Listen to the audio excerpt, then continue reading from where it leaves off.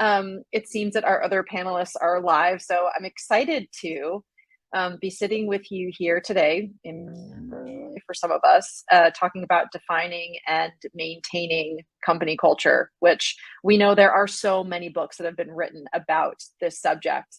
I'm really excited to hear from founders, co-founders, C-level leaders about how they go about doing this. We're going to have a few polls during the session that you might see pop up. So when you see them pop up, I may or may not call them out, but feel free to just click on them, add your thoughts.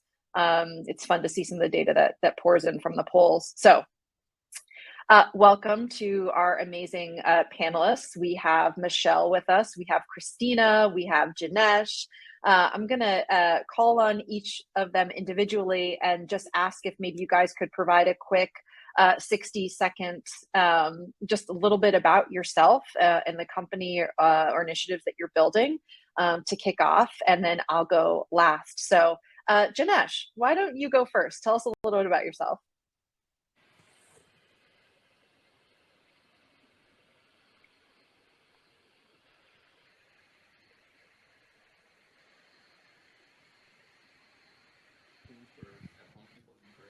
All right, reset. I'm Janesh Patel. I'm the co-founder of Uptime Health, and we automate medical equipment management for healthcare facilities.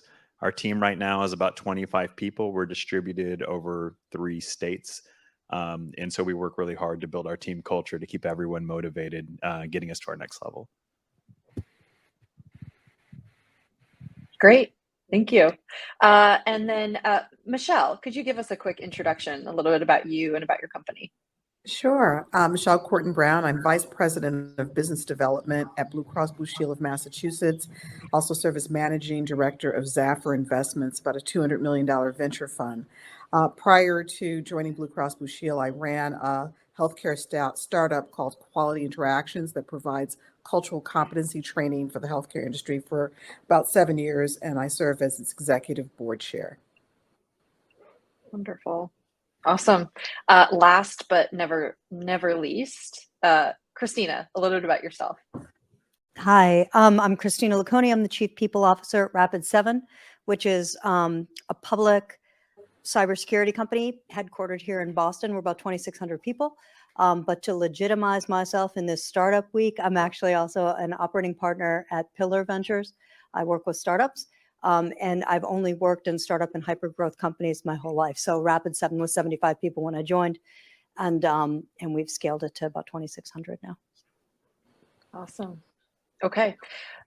Thank you to you all. We're going to keep questions, I believe, until the end. So about 5-ish, 10-ish minutes for questions. You can see that we have a wide variety or swath of experience sitting in front of us today. So those focused on hypergrowth, those in early stage, those that now have board seats, VC seats, CEOs and founders. So while there are just 3 of us here, so hopefully we'll get all everyone's questions asked.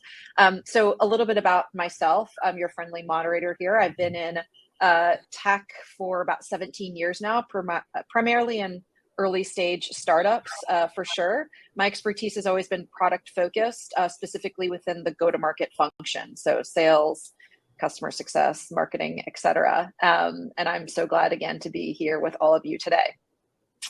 My first question, and hopefully we can do this popcorn style. I don't have to call on anyone.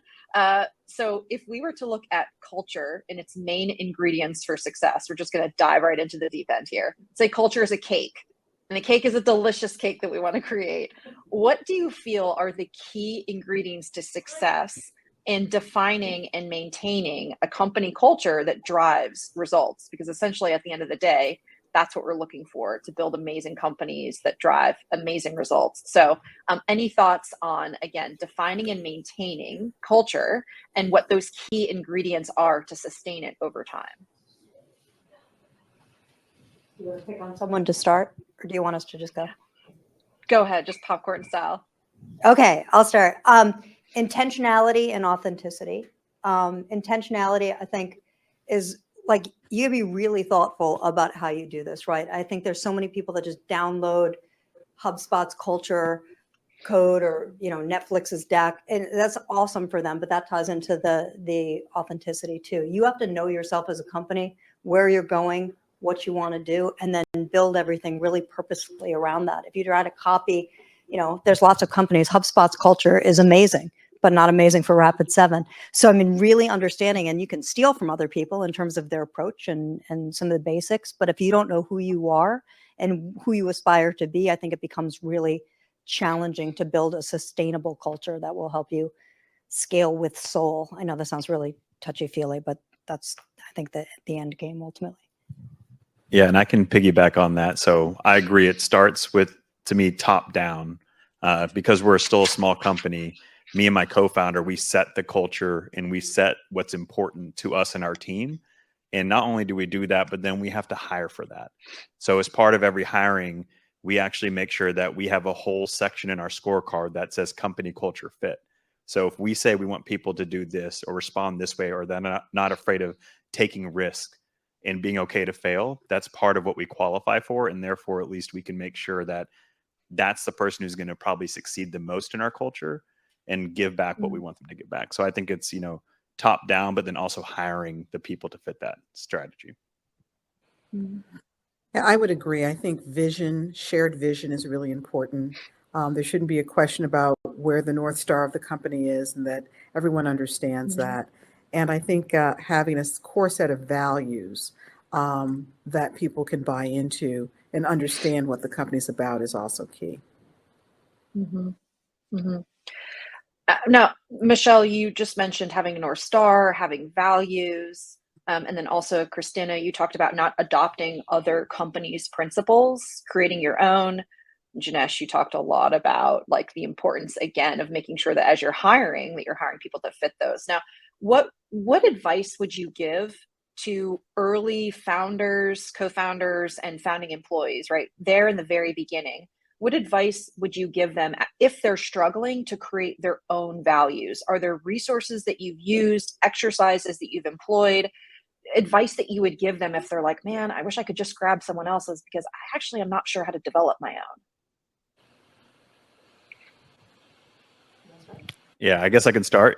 Being in this seat kind of right now, I don't know if there's any like resource available, but to me, it's how do you operate and what do you foresee your future company operating like? So for me and my co-founder, we got together and did the whole, you know, here are core values. It seems like a rudimentary exercise, but it really is important to setting culture. So one of our things was be simple. One of our things was, you know, accept risk. And so there's about 4 or 5 of them. But then after that, you can actually derive the company culture of, you know, does somebody operate in a way that's simplistic? Are contracts simple? Or is our product simple? Everything has to be simple. And does somebody think that way? And then when it comes to accepting risk, it's, are they afraid to do something without being told what to do and how to do it? Are they afraid of failing? And if they are, then they might not be a good fit for us. So I think it's those early employees that help us out understand, okay, that's how you hire for that, or that's not how you hire for that. And then let me qualify that in the next interview I do. Because we definitely messed up a ton. We thought we were doing the best job. And then over time, we're like, we thought we hired for culture there, but that wasn't, we need to qualify that differently next time. So I think it's setting your core values and then creating your company culture from that, to me, is what we did. Yes, and I think that's an awesome approach. I would also say, like, be mindful, picture your company out in the future, right? A lot of companies, when they're 4 or 5 people, say, okay, here's our values, and they don't necessarily scale, right? There was a company that I worked with in Boston who shall remain nameless, but one of their values was wicked fun. And I'm like, so you're not going to scale past Massachusetts, are you? Because nobody knows what the hell wicked means. And then you're also suggesting that fun, if fun is a core value, like, don't get me wrong, I want fun to be part of my work. But are you saying that you won't make decisions based on the fact that this isn't a fun thing to work on? Well, let's be honest. You're trying to grow a company. It's not always going to be fun. There's going to be hard things, whatever. So being really thoughtful, if you can picture yourself ringing the bell at NASDAQ, are these values going to hold up? Are they also the values that you can live internally, but also the ones that you can explain to your customers? Your customers experiencing the same value set. If you say that you want to be an advocate, you're going to speak up on behalf of your customer, whatever. Are you showing up that way to them? So whatever you're choosing should feel like it really resonates with your people, but also with your customers as well. And then I would say the other piece that I would add to that is that, yes, start with core values. And when you're establishing your culture, think about all the different pieces of this, like the artifacts. Are there things that you're like, do you have a logo that represents each of them? Do you have awards that you'll give people? So if you look around an employee life cycle, from the moment you reach out to a particular candidate, to how you promote people, to how you develop people, even to how you fire or part ways with people, are your core values woven into every one of those elements of your employee life cycle? That's how you sustain it and really develop and grow it. Yeah, I don't really have much to add, except that I think to the extent that you can use every possible convening to express demonstratively how your values live in your organization, people absorb information differently. And some people, can read about it and get it immediately. Some people need to see it in action. And I think it's really important to almost have an internal campaign that says when someone shows up with those values in ways that you want the organization to know it, that you highlight that. And that becomes, again, the artifacts, right? That one of the ways in which you describe and people internalize how that value, how those values and that culture lives within the organization. Excellent points. And what I'm hearing, Janesh, you talked about keeping things simple. Christina, you talked about the importance of scaling. And that was a funny anecdote that you shared. I definitely appreciate that. Michelle, you're talking about a sort of show me, like, great, you have it, but like, how does that manifest day to day? Let me kick this one to you, Michelle, then. For an earlier stage company getting started, when do you think is the appropriate time to actually document the values that the company has or is creating? And do you feel like, second part of the question, once it's documented, is that does it continue to evolve, or is it sort of like once it's set in stone, that's a thing, so you better get it right? So two-parter, when is a good time to put these values on paper, and do these values continue to evolve, or are they stagnant in your mind? I actually believe it starts with the ideation of the company, because as you think about bringing on staff, bringing on true believers, they have to believe in something, right? And they have to believe in the viability of the product or the service, but they also have to believe in the people around them. And I think it's core to an organization to think about those cultural elements early. So I don't think it's ever too soon. I also think it can be a bit iterative, just in the same way that the way in which you get to $1 million of revenue might look different than how you get to 10 million in revenue, and how it looks different to get to 100 million. The organization flexes, and the culture morphs as more people join the organization. So there's got to be some flexibility there. Thank you for that. Anything to add, Christina or Janesh, to that point?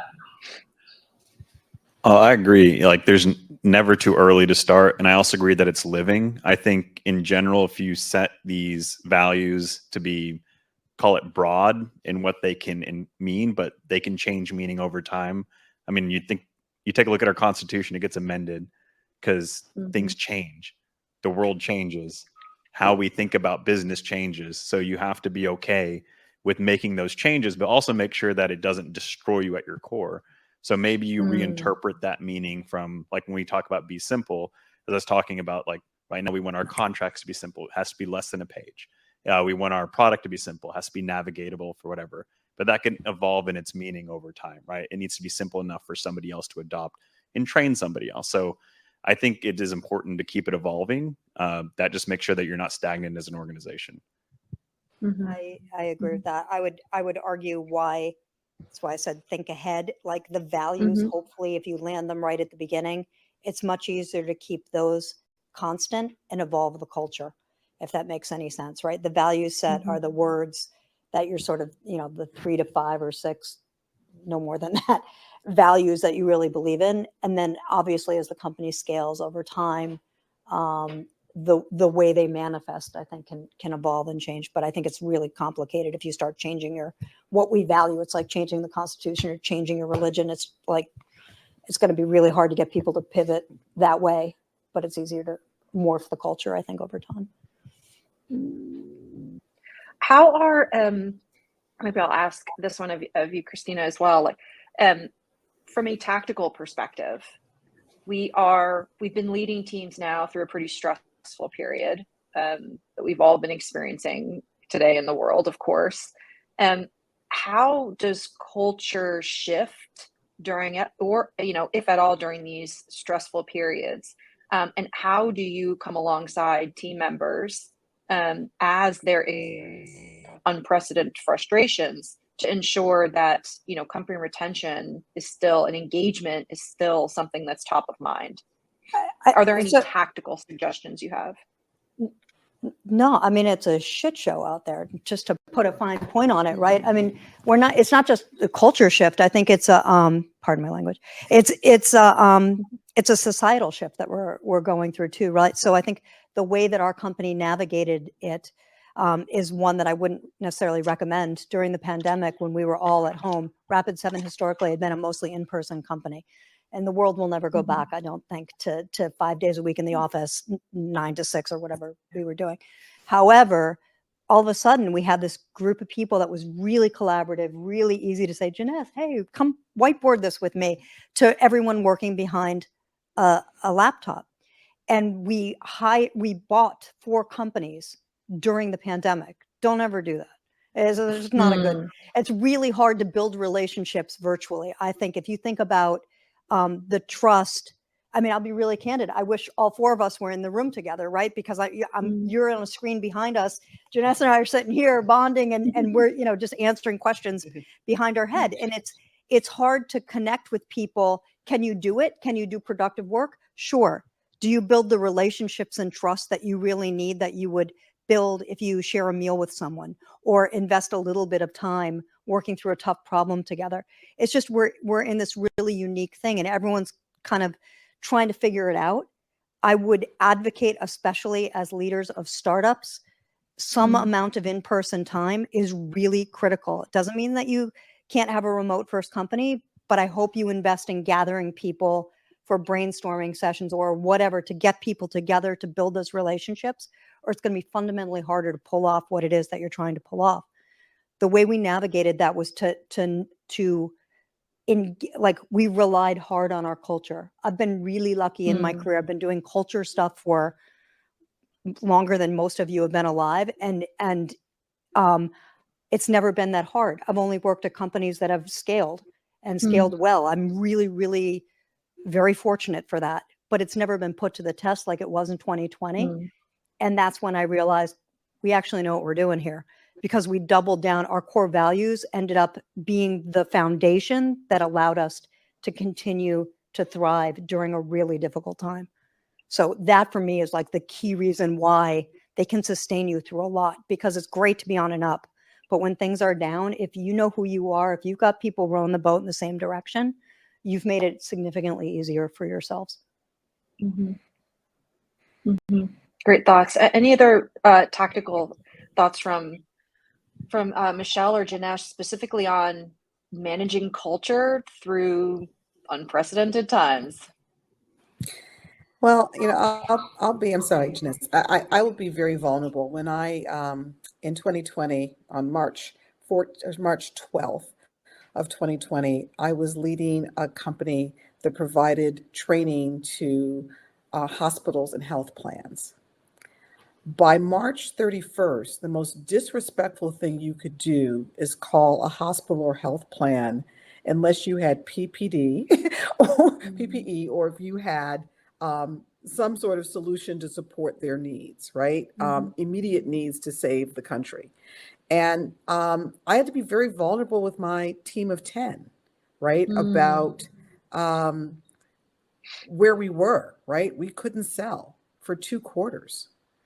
And so it gave us an opportunity to be reflective, to really plan around our execution strategy after this pandemic. And in the midst of this, people were taking care of families, people were scared, people were having a range of emotions. So there were a couple of things we had to do. We had to get real quick I had to have sessions, staff meetings that started with, how are you? Like, really, how are you? Right. Mm. And be authentic with people about the fears that we had about the viability of the company in the midst of all these challenges. We went home for 2 weeks, we're home for 2 years, right? That was a big shift. But then we morphed to, how can we use this time most effectively and efficiently to support the growth of the company? And the Mm. result of that is Quality Interactions was named on Inc. 5,000 fastest growing companies list this year, because we were able to fuel our energies in ways that were productive and supportive of the company long term. Mm-hmm. So, there was, as awful as that experience was, as wrenching as that experience was, we actually found a silver lining of how we could come together. And it really spoke to the culture of the organization, that we Mm. built resilience and demonstrated that through a really tough time. Yeah. Yeah.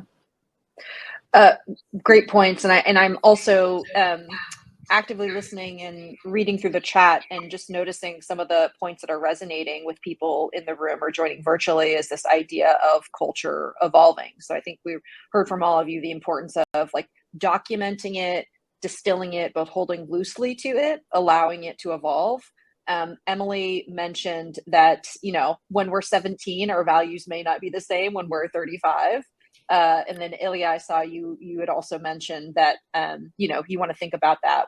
Who does your company want to be, or who would you like your company to be when it's 10 or 20 years in the future? So I think that point about evolution, and with evolution, we're going to experience some of these ups and downs. So I think, to everyone's point here, right, we're going to have high highs, we're going to have low lows, and we're trying to manage through it in order to build something amazing, something growing, something beautiful. So let's continue on this, on the path of just being tactical, because a lot of us, I know I have, certainly on LinkedIn and on most of my news sources, I'm reading a lot about the idea of quiet quitting, something maybe not named, that's been around for a long time, or however long work has been around. And it's the idea of people really no longer personally invested in their work, and just they're showing up, maybe doing the maybe the bare minimum or less, and then just really not being connected, I think, to the mission and vision. So I'm really wondering out loud, is this a culture issue? So I think my question for you all, maybe Janesh,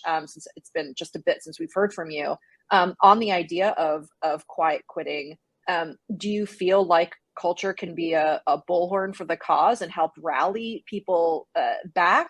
How are you maybe leveraging culture in order to combat any sort of, I don't want to say complacency, but maybe that could happen on the, with some possibility?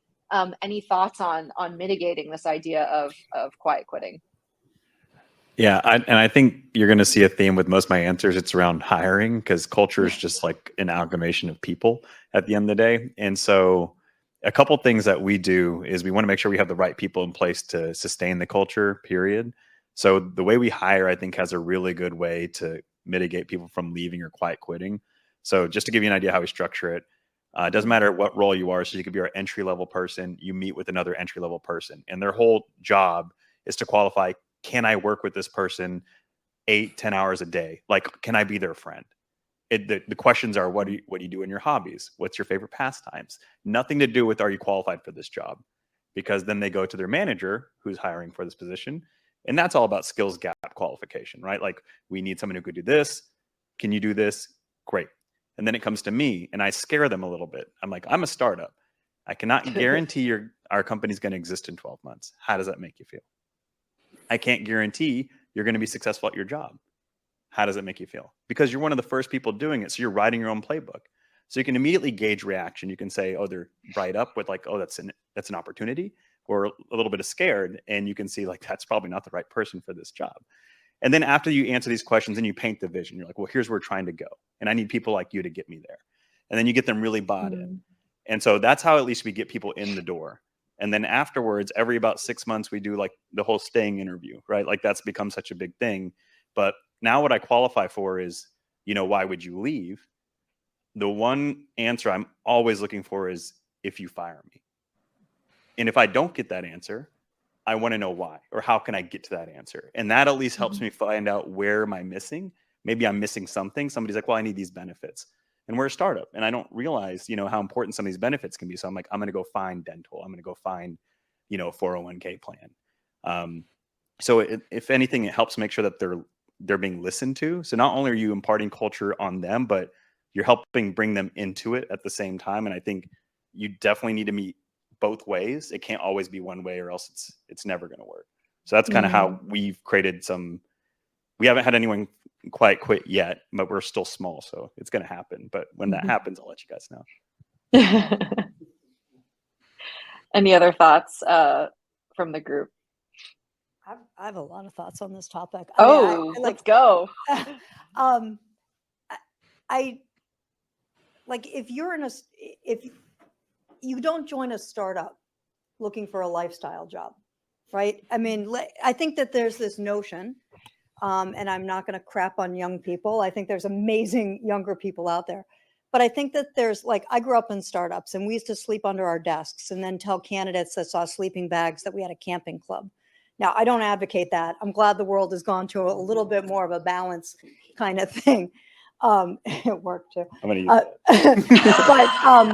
But I'm glad the world has become slightly more balanced. However, if you're looking for a lifestyle job, don't join a startup. I mean, I think that there's this notion that startups are sexy and you could become fabulously wealthy. Like, the reality is not everyone's going to become Mark Zuckerberg, right? I mean, it is highly unlikely.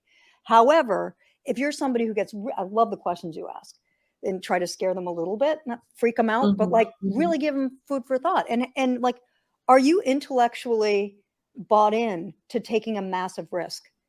Does that excite you? That's awesome. Because if it doesn't, you don't belong here. And I actually did an exercise with a company, local company that's small, the other day. And it was with a number of, people under the age of 30.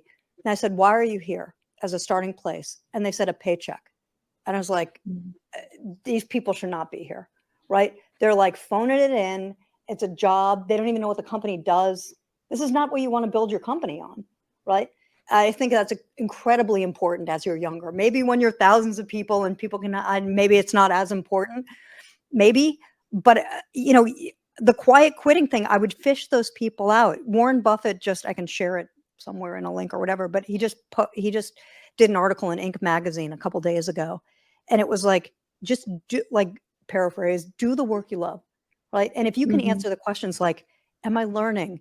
Am I growing? Am I passionate about what I'm doing? Like, those are probably the people you want to try to figure out. And I think it's okay and safe to ask those questions in an interview. And because if they don't, if they're just looking for a job or a paycheck, like, I would advocate to run the other direction. I know it's hard to find people, but it can't be that hard.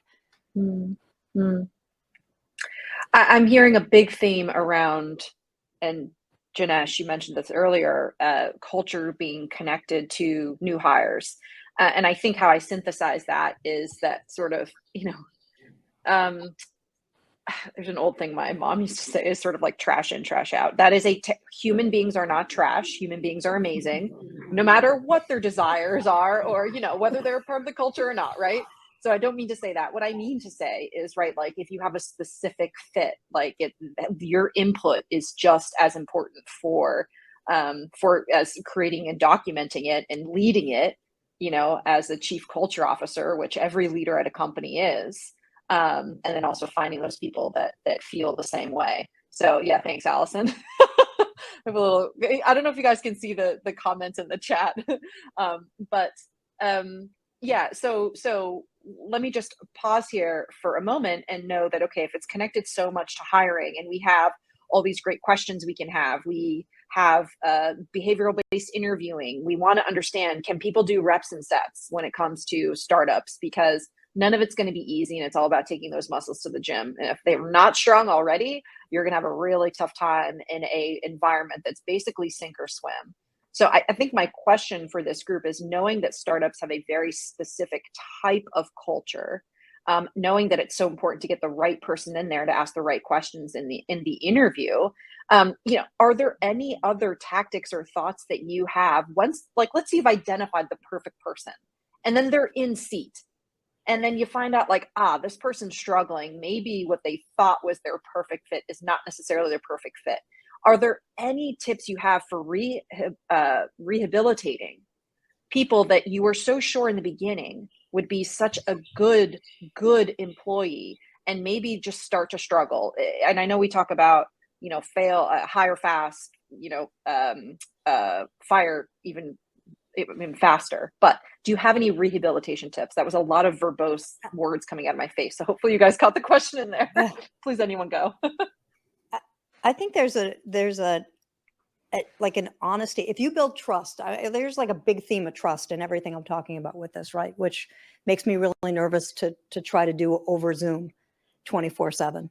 But if you can build trust, I think it's much easier to have those conversations with people, right? To be able to say, I sense that you're not as fired up about this as you might have been 6 months ago. Let's talk about that. I have talked more people into quitting in a really positive way, because they come to that decision on their own, as opposed to, I don't want to fire them. They're actually good. They're not bad. They probably wouldn't be. But if it's not something they're really excited about doing, you shouldn't waste your time doing it. Like, life is too short. And I'd much rather encourage them to go do something else that they'd be much more excited about. Or I'm a firm believer in, you can have it all. You can't always have it all at the same time. So if you're struggling with like trying to be in a startup and raise 2 kids under the age of 4 and like, maybe it's just too much at this point. You have to make some trade-offs for yourself, and that's okay. That doesn't make you a bad person. It doesn't make you a bad worker. It just makes it, maybe this isn't the right thing for you at this point in your life. And making those conversations a safe thing to have, I think you end up in a much better place, rather than kind of hiring it, putting it under the covers, or getting to the point where you take a person that started out as an A player, maybe they're now a B, and you just say, part ways with them. It doesn't feel great to anybody. So I think trusting relationships where you can have those hard conversations is a pretty important tactic. Michelle, I feel like you have something on this topic to share too. Well, I really love what Christina just said. I think it's so important to have those candid conversations with employees in those moments where you feel people are drifting away. One of the tips that I used at Quality Interactions was we hired a lot of staff first as contractors and then moved them into full-time employment, which gave us a little bit of room and time to see cultural fit, to also check for performance, and to then have them really have a full appreciation of what they were buying into, because as was just been articulated around the real stresses of being in a startup, there are vulnerabilities to the company literally every day, right? Mm-hmm. And either you're built to manage that or you're not, right? And people who have good skills but really need to work in a large corporate environment may not be able to groove to a lean environment. And by lean, I mean, the sleeping bags under the desk, right? Mm-hmm. Great points. Let me throw in a question that came in the chat that I noticed from Peggy, and it's all about a subject that's near and dear to all of our hearts, and it's about diversity and inclusion. So we have set up, many of them, the ones leading the way, environments where they can be very, very specific about focusing on diversity and inclusion. They have the resources available to them. And sometimes as startups, we feel like we're recruiting from our networks. Our networks a lot of times look like we look like, and that's a frustration for all of us involved. So, and of course, the next sort of thought connected to this is, diversity and inclusion is something that also drives amazing culture. To be proud of the fact that you're sitting at a table surrounded by people that look different from you, that have different backgrounds. So the question for the group is here, again, specific for earlier to mid-stage startups. How are you addressing, or how have you addressed diversity and inclusion in the past or today? And maybe, how you have seen that help your culture flourish. So another two-parter. I love these two-parter questions. Another two-parter. Janesh, I'm going to kick it to you and see what thoughts you might have. Yeah, I actually have a good example of this. So when we first started, we were 4 guys. Obviously, it's not diverse or inclusive. But at the same time, I didn't know what to do. I didn't know how to hire somebody in maybe a category that I'd like to hire because we're a risky startup. And all we could pull from is people who wanted to work for a company that had no income, just an idea on paper. Like, so it was a little bit of slim pickings, and that's just what we had available to us. Uh, and it did hurt us a little bit, right? Because like when you look at all the other, you want to apply to this accelerator and all this other things, and they're all like, are you diverse, inclusive? And I was the only one without white skin, right? In a room full of guys. And then, you know, talk to my wife and talk about how, like, you know, I want to hire more. How do I do this? How do I reach out? And it just took me some time to get to the point where I think I was confident enough in attracting that talent. Because at the same time, it's not all about you wanting it. That talent has to want to come to you. And so I think it took us a while to figure out how to get into the right places to attract that talent and then qualify them. So now we're, I think, over 50% or 50%, you know, female, male, like inclusive. And it took us a while to get there. And our advisory board is predominantly now female, you know, a very diverse group of people, but it took us a while to learn it. And every time we hired somebody different, we could just see how that made us better. And I think it was that reinforcing mechanism of, we can do this, we can continue to do this, and we'll continue to be better by doing it. And I think it just took us a little bit of learning how, because it's not as easy as it sounds. Like, you have to find the, like I was saying, you have to find each other. And I think that's something that maybe everyone who's starting a company struggles with, and we did too. And just keep pushing and you're going to find it. But it takes a lot of time and effort. You actually have to put in the effort. I would love to hear from everyone on this subject because I think it's such an important one. So Christina or Michelle, whoever would like to go next, would love to hear your thoughts. I'll go. Obviously, we're larger. What you're saying, I mean, I love that story. I think you do have to continue to push, right? I happen to work at a company that our CEO happens to be a Black man. We, a couple of years ago, were thinking about what we were going to focus on over the coming year.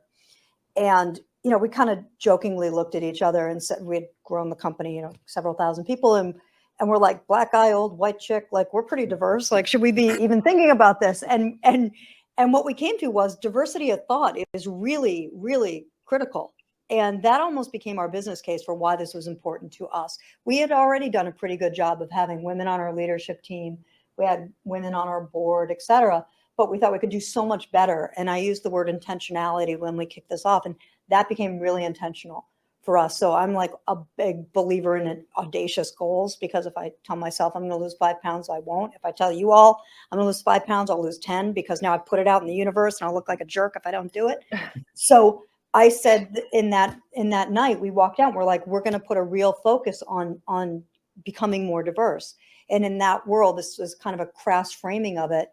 But cybersecurity as a field is an incredibly white male dominated place. And no offense, love white guys, but it's like we can do better than this. And I don't want to buy that it doesn't exist or that you can't find it. You either, if you can't find it, we're going to build it. And what we did was say, we're going to be 50-50 by the end of 2020. And for us, that meant 50% of our staff would be women or people of color. And the other 50% could be the white guys. And that balance was going to be really important. And then we got really busy trying to figure out where are all the places we could leverage. So we got really creative when we hired groups of people or younger people. You know where there's a ton of diversity? Universities or programs like you can find. So every class that we hired of people, you know, when we're hiring groups of people, we would make sure at least 50% of the group was diverse. So we got really thoughtful about how we started targeting it. And we ended 2020 at 49.7%. And we intentionally didn't round up to 50 because we're never done. I think when companies think of this as an initiative or a check the box exercise, it becomes very easy to cast it aside. So for us, we're kind of never done with this. It's something that we're constantly working on. And it's not just, I think it's really easy to get caught up in color of skin or gender. And it's a lot more than that too. Like, you want people to have different points of view. And different walks of life, and look at the customer problem through different lenses. That's what's going to get you to the best outcome. And I'll be really candid. That can be really messy too. You get all these different perspectives. Well, that can, create some conflict and stuff. But I would argue it's better than just having a group of very like-minded people coming up with a solution. So I've spent most of my career as the only or the first in a variety of roles. And what I would say is, as companies think about diversity, I think it's really important to be bold, really, and Mm. to think about that diversity of thinking and perspective, and the value of that as hiring decisions happen. But I think it happens at the operating level, right? So startups don't have a lot of jobs. Not most startups aren't hiring 1,000 people, right? But if companies can get into a discipline of wanting candidate pools that are diverse, I think they'll find that they will choose candidates that will fulfill that DEIB agenda, because they'll be listening and experiencing that diversity of thinking in the hiring process and beginning to visualize what it would be like in their companies to have that level of diversity. So I think it really starts with how it gets operationalized. Mhm. And that it doesn't really stop with, I call it like the Jackie Robinson moment. Like, there's so many times I thought I can't be the only Black person that everyone knows. I just can't be, right? So how Mhm. do we create spaces and places to have more diverse people be part of conversations and part of Mhm. the workflow? I actually started a startup, health equity business accelerator at Blue Cross Blue Shield to address just this issue. When I looked at the stats, only 3% of the venture capital money in 2020, over $147 billion that went into startups, went to underrepresented groups, companies led by Yes. women and people of color. Like, that's just ridiculous. Mhm. And Mhm. we're missing out not just from the sleeve of what that population can advance in terms of women's issues or people of color issues, but general technology issues. So one of the companies I invested in, TQ Intelligence, has developed an AI solution that helps to assess the emotional distress of pediatric mental health patients. That's Mm. everybody. He just happens to be Black, right? Mm. So I think we've got to expand our thinking around how we get those diverse voices at the table. Mm. There are two things you mentioned. One you just mentioned, but I thought in the context of this conversation around culture and creating values, you talked about being bold. Michelle, you also talked about expanding your points of view, right? These are potentially values or principles that if you want to include this sort of evolution in your company or make it a part of your culture, you can do that and have the values back it up. So, of course, there are many ways to interpret being bold, but around DE&I, this is one way to do it. And expanding your thoughts in your mind is another great one. I heard a theme here. I've heard it so far for this event or this session around first just creating, right? Creating these values, holding to them loosely in the way that you allow them to evolve, but treating them very seriously, especially when it comes to hiring.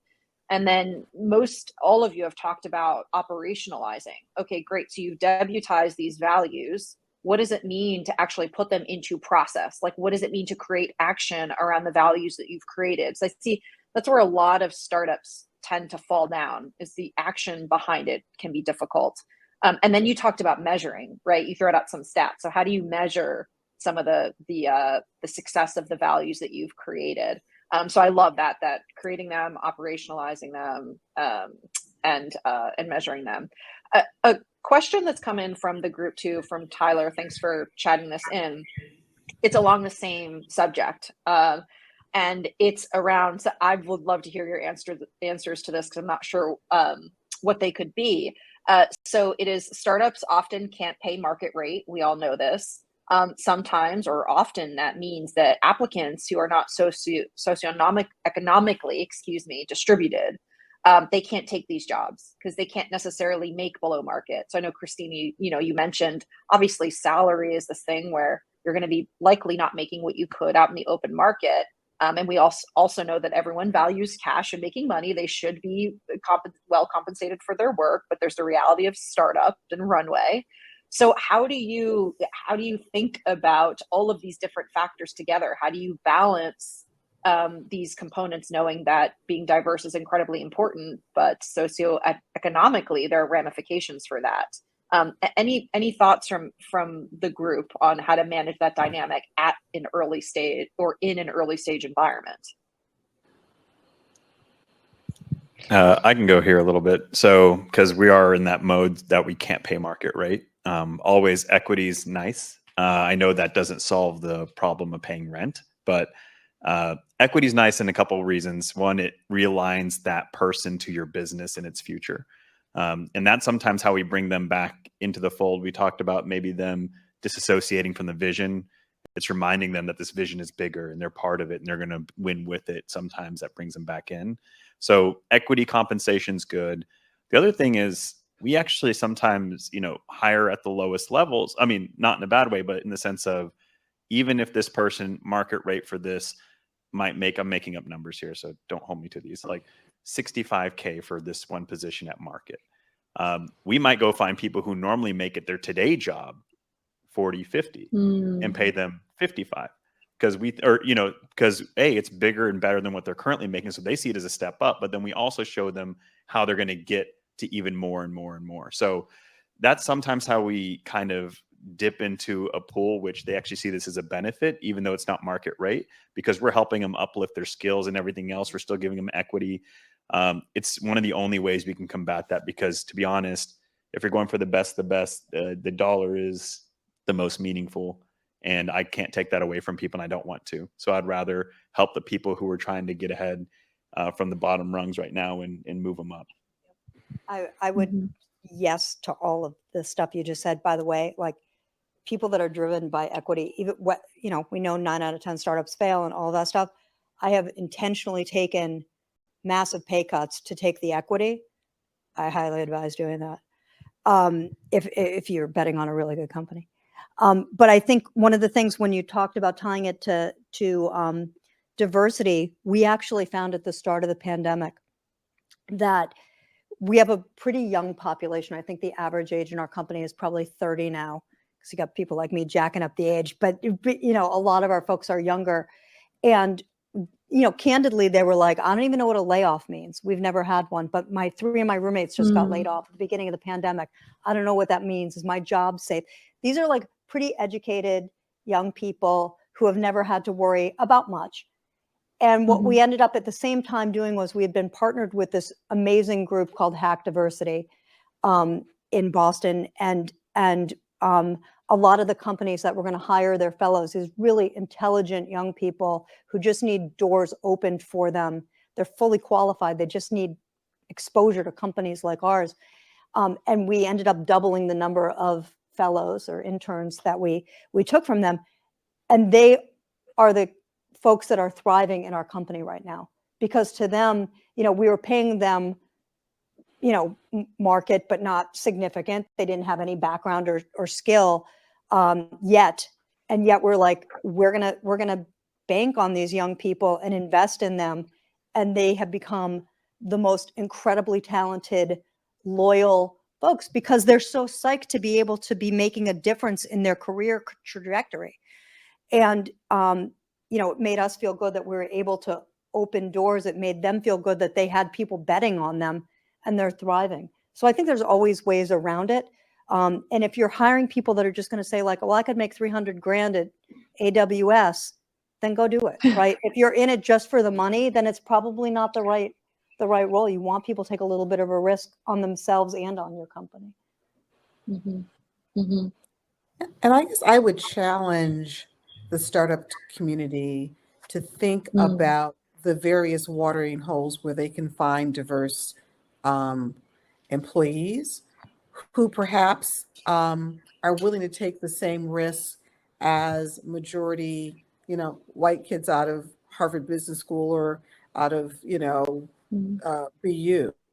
They exist and often don't get an opportunity to even have a seat at the table.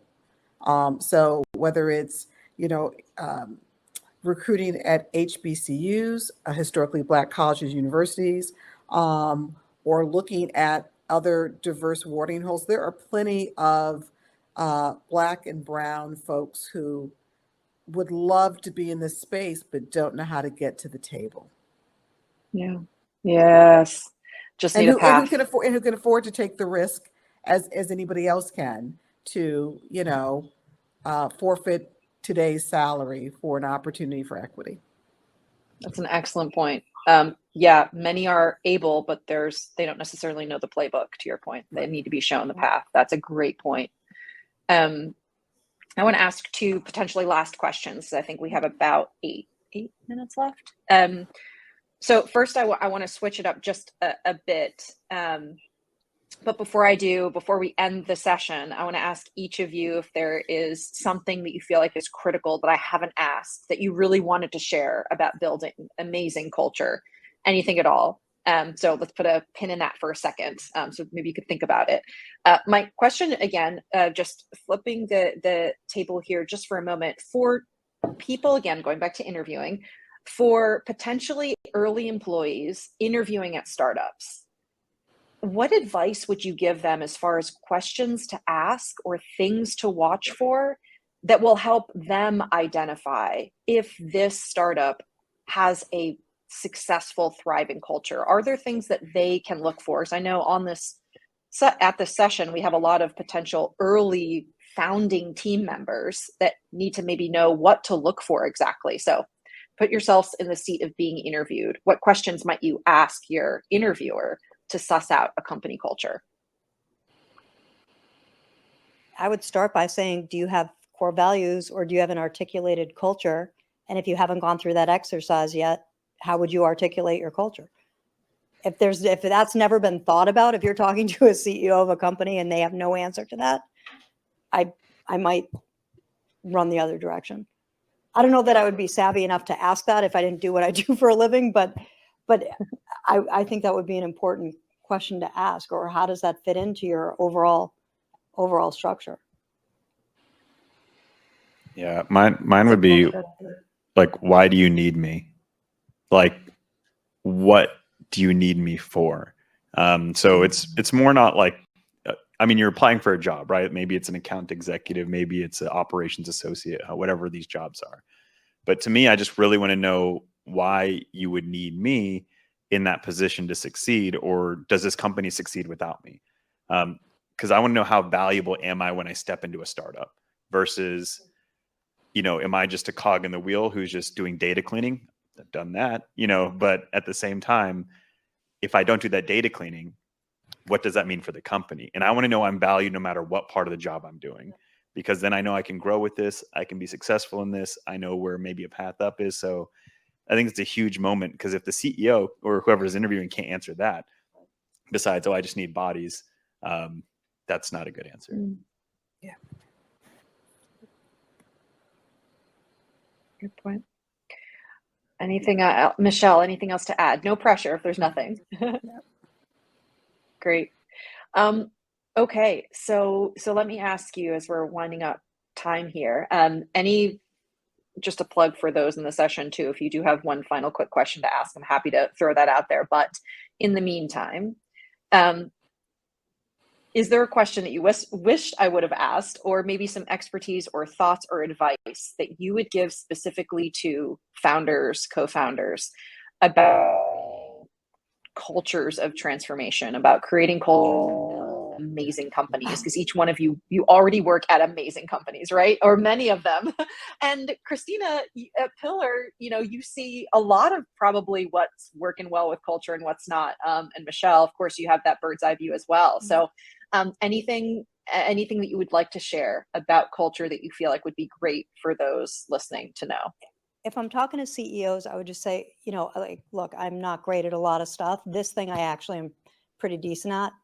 And, I've been part of 6 startups and they've all scaled, and culture has been the one thing that is the common denominator between all these companies, right? If you start that as early as you possibly can and weave it into every element of your employee life cycle, and find somebody who can help you, because as a CEO, you're going to be thinking about revenue streams and other things, and as appropriate, hire somebody that can be your partner to help lead this stuff on the people side of things. I believe you stand a much better chance of scaling your company in a very healthy way. Hiring the cute girl that sits at the front desk that says, I want to do culture is not the right solution. And I can't tell you how many companies do that. She likes to plan parties. Planning parties is not culture, right? It's a cool thing to do. Everyone likes to get together. That is not culture. So like, be really thoughtful about it. And you know, if I can help anybody sitting on this call or in this room, I'm happy to share my contact information. You can find me on LinkedIn or whatever. I'm happy to share ideas with you. But I Thank you, like, build Christine. it and scale it. Parting words. Did you? You might have said my name in there. I'm not sure, but sounds like you're in a bouncy ball sometimes. It's my life. We've got some good sound effects going on. I guess biggest parting words, and just gonna echo again. Your job as a founder, CEO, is to build a company, and that means build it with the right team. Because you got to think about it. If you're going to put your livelihood into this, it's your dream, it's your vision. Don't you want to build it with the people who also embody it? You're not just going to build it with a ragtag group, because what happens if it doesn't succeed? You're going to blame the people. You're not going to ever blame yourself. But at the same time, it's you who put those people in the power to fail or succeed. So I think as a CEO, I always think of my job as two things: keep the lights on and hire the right people to get it done. And if that's not what you're thinking about, you're probably going to find it pretty hard to build the company you want to build. So I guess I'll pull up the rear and just say that it's also really important to continually assess your team to make sure that there's alignment around that culture, and exercise anyone who is not helping you advance that agenda. Because the toxicity that can be created with just one person who doesn't embody that culture, who shows up in front of your client in a way that is anathema to how you function, it hurts your organization. You cannot afford it. Yeah. Very good point. Very good point. I enjoy all of you, or Janesh, I enjoyed seeing you. I'm glad to hear that all is well. Thank you so much for sharing your thoughts on culture.